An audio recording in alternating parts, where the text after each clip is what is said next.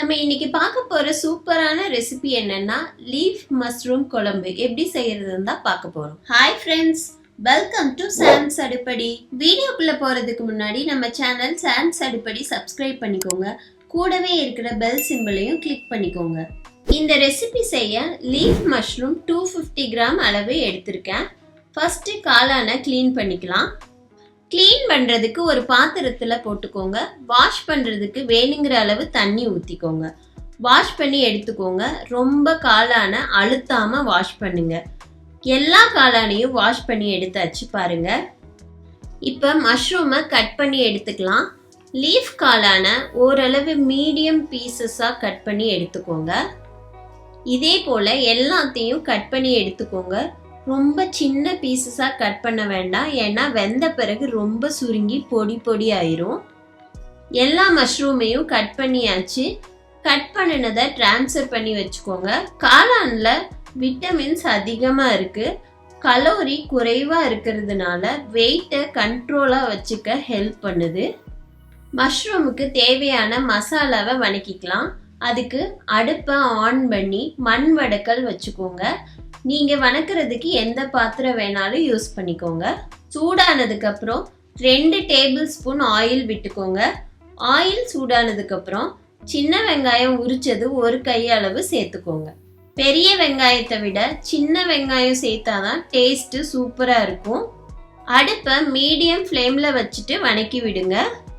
இதில் பட்டை 1 சின்ன சைஸ் சேர்த்துக்கோங்க. கிராம்பு 3 ஆட் பண்ணிக்கோங்க. சோம்பு 1/4 டீஸ்பூன் போட்டுக்கோங்க. சீரகம் 1/2 டீஸ்பூன் சேர்த்துக்கோங்க. குருமிளகு 1/4 டீஸ்பூன் போட்டுக்கோங்க. கசகசா 1/4 டீஸ்பூன் ஆட் பண்ணிக்கோங்க. நல்லா மிக்ஸ் பண்ணி விடுங்க. 1 மினிட் வணக்கிக்கோங்க. 1 மினிட்க்கு அப்புறம் தக்காளி 2 எடுத்து 1/2 தக்காளியை மீடியமாக கட் பண்ணி இதில் சேர்த்துக்கோங்க. மீதி 1/2 தக்காளி மஷ்ரூமை வேக வைக்கிறப்ப போட்டுக்கலாம். மிக்ஸ் பண்ணி விடுங்க. வரமிளகாய் 3 கிள்ளி போட்டுக்கோங்க. பூண்டு 4 பல் சேர்த்துக்கோங்க. இஞ்சி 1 துண்டு பொடியாக கட் பண்ணி போட்டுக்கோங்க. வணக்கி விடுங்க. 2 மினிட்ஸ் வணங்கட்டும். 2 மினிட்ஸ் ஆச்சு. புளி இந்த சைஸ் சேர்த்துக்கோங்க. 1/4 டீஸ்பூன் மஞ்சத்தூள் ஆட் பண்ணிக்கோங்க. 2 டீஸ்பூன் கொத்தமல்லி பவுடர் சேர்த்துக்கோங்க. நல்லா மிக்ஸ் பண்ணி விடுங்க. 1 மினிட் வணக்கிக்கோங்க. தேங்காய் 1 கப்பு, அதாவது 1/2 மூடி சின்ன சைஸை துருவி போட்டுக்கோங்க. நல்லா மிக்ஸ் பண்ணி விட்டுட்டு 1 மினிட் வரைக்கும் விட்டுருங்க. 1 மினிட் ஆச்சு, வணங்கிருச்சு. இப்போ அடுப்பை ஆஃப் பண்ணிடுங்க. அப்படியே ஆற விடுங்க. ஆறுனதுக்கப்புறம் மிக்ஸி ஜாரில் போட்டு அரைச்சி எடுத்துக்கலாம். அதுக்குள்ளே காளானை வேக வச்சுக்கலாம். அதுக்கு அடுப்பு ஆன் பண்ணி பாத்திரம் வச்சுக்கோங்க. நான் மண் வடை சட்டி யூஸ் பண்ணுறேன். சூடானதுக்கப்புறம் ஆயில் 1 டேபிள் ஸ்பூன் விட்டுக்கோங்க. ஆயில் சூடானதுக்கப்புறம் 1/4 டீஸ்பூன் சோம்பு ஆட் பண்ணிக்கோங்க. 10 சின்ன வெங்காயத்தை பொடியாக கட் பண்ணி சேர்த்துக்கோங்க. வரமிளகாய் 1 கிள்ளி போட்டுக்கோங்க. கருவேப்பிலை கொஞ்சம் சேர்த்துக்கோங்க.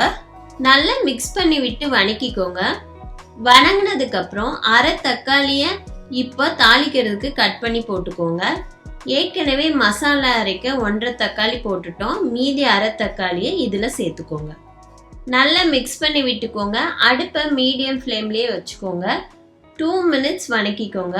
வணங்கினதுக்கப்புறம் நம்ம ஏற்கனவே கட் பண்ணி வச்ச காளானை சேர்த்துக்கோங்க. மிக்ஸ் பண்ணி விட்டுக்கோங்க. காளான் வேக வைக்கிறதுக்கு தண்ணி எதுவும் ஊற்ற தேவையில்லை, ஏன்னா காளான்லேருந்து தண்ணி விடும். அதனால தண்ணி ஊற்ற வேண்டாம். 1/4 டீஸ்பூன் மஞ்சத்தூள் சேர்த்துக்கோங்க. 1/4 டீஸ்பூன் உப்பு போட்டுக்கோங்க. குழம்பு மிளகாய் தூள் 1/4 டீஸ்பூன் ஆட் பண்ணிக்கோங்க. 1/4 டீஸ்பூன் காஷ்மீரி சில்லி பவுடர் சேர்த்துக்கோங்க. காஷ்மீரி சில்லி பவுடர் வெறும் கலருக்காக தான். நல்லா மிக்ஸ் பண்ணி விடுங்க. வேகட்டும். லீஃப் மஷ்ரூமை யூஸ் பண்ணி குழம்பு இல்லைன்னா கிரேவி மாதிரி செய்கிறப்ப டேஸ்ட்டு மட்டன் குழம்பு மாதிரியே இருக்கும். ஒரு மூடி போட்டு மூடிக்கோங்க வேகிறதுக்கு. வேகிற கேப்பில் ஏற்கனவே வணக்கி வச்ச மசாலா ஆறிடுச்சு. இப்போ அதையே மிக்ஸி ஜாரில் போட்டுக்கோங்க. 10 மினிட்ஸ் வேக விடுங்க. இந்த மாதிரி ஃபைன் பேஸ்ட்டை அரைச்சாச்சு. இது ஒரு ஓரமாக இருக்கட்டும். மூடியை ஓப்பன் பண்ணி பாருங்க. நம்ம தண்ணியே ஊற்றலை, ஆனால் காளான்ல இருந்து தண்ணி விட்டு அதுவே வேகிறதுக்கு கரெக்டாக போச்சு. மிக்ஸ் பண்ணி விட்டுட்டு காளான் வெந்துருச்சான்னு கையில் அமுக்கியோ இல்லை கரண்டியில் வச்சு அழுத்துனீங்கன்னா கட்டாகும். அப்போ வெந்துருச்சுன்னு தெரிஞ்சுக்கலாம். வெந்துருச்சு. இப்போ அரைச்சி வச்ச மசாலாவை ஆட் பண்ணிக்கோங்க. நல்லா மிக்ஸ் பண்ணி விட்டுக்கோங்க. உங்களுக்கு கிரேவி மாதிரி வேணும்னா ஜார்ல 1/2 டம்ளர் தண்ணியை ஊற்றி கழுவி ஊற்றிக்கோங்க. இல்லை குழம்பு மாதிரி வேணும்னா அதிகமாக தண்ணி ஊற்றிக்கோங்க. நான் 1 டம்ளர் தண்ணியை ஜாரை கழுவி ஊற்றிக்கிறேன். நல்ல கரண்டியில் கலந்து விட்டுக்கோங்க. இந்த டைமில் டேஸ்ட் பார்த்துட்டு சால்ட்டு வேணும்னா ஆட் பண்ணிக்கோங்க. நான் 1/2 டீஸ்பூன் சால்ட்டு ஆட் பண்ணுறேன். சால்ட் ஆட் பண்ணதுக்கப்புறம் மிக்ஸ் பண்ணி விடுங்க. ஒரு கொதி வரட்டும். அடுப்பை மீடியம் ஃப்ளேமில் வச்சுக்கோங்க. கொதிக்குது, நல்லா கலந்து விடுங்க. கொஞ்சம் கெட்டி ஆகட்டும். கொதிச்சிருச்சு. எனக்கு போதும் இந்த கன்சிஸ்டன்சி. உங்களுக்கு கிரேவி மாதிரி கெட்டியாக வேணும்னா இன்னும் கொஞ்சம் நேரம் கொதிக்க வச்சுக்கோங்க. லாஸ்ட்டாக கொத்தமல்லி தழை கொஞ்சமாக தூவிக்கோங்க. அடுப்பை ஆஃப் பண்ணிடுங்க.